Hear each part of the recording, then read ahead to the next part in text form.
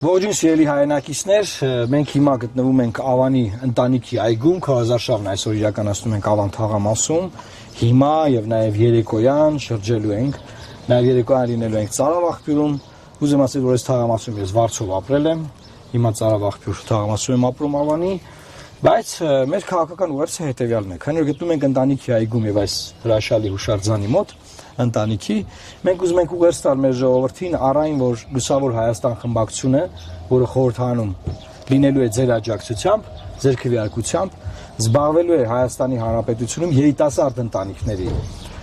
խնդիրներով, երիտասարդության խնդիրներով, ինչու որովհետև մենք գտնում ենք, որ ընտանիքը պետության բջիջն է,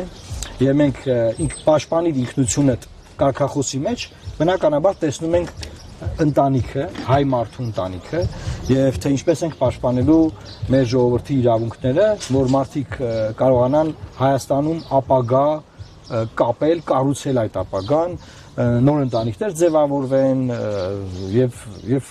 պետությունը զարգանա, որովհետեւ պնդում եմ, որ ընտանիքը պետության բջիջն է։ Այս իմաստով նաեւ ուզում եմ կարճ արձագանք անեմ, երեք եղել է դեբատը Կարպիս Փաշոյանը լավագույնս ներկայացրել է Լուսավոր Հայաստանին, անակնկալ ձևով նա ներկայացրել է, որովհետև հա չէինք հավատում, որ լավ է ներկայացնել, չէ, լավ է ներկայացրել, բայց ուզում շատ կարճ արձագանքել Արադ Միրզոյանին,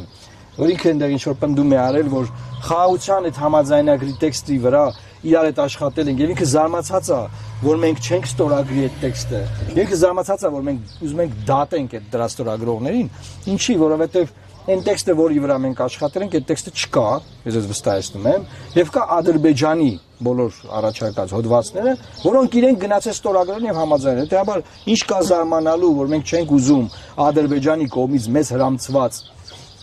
հոդվածների տակ ստորագրությունը դնել։ Ինքը դրել է, ասում է, այս հպարտ եմ, էլի կդնեմ բան, բայց մենք ասում ենք, որ Հայաստանը հաշմանդամ դարձնելու փաստաթուղթ է,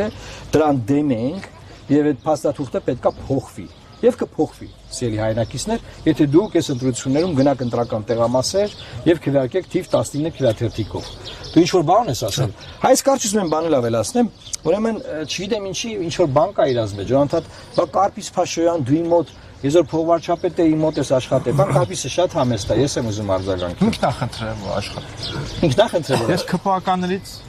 երբևէ որևէ աշխատանք չեմ խնդրել։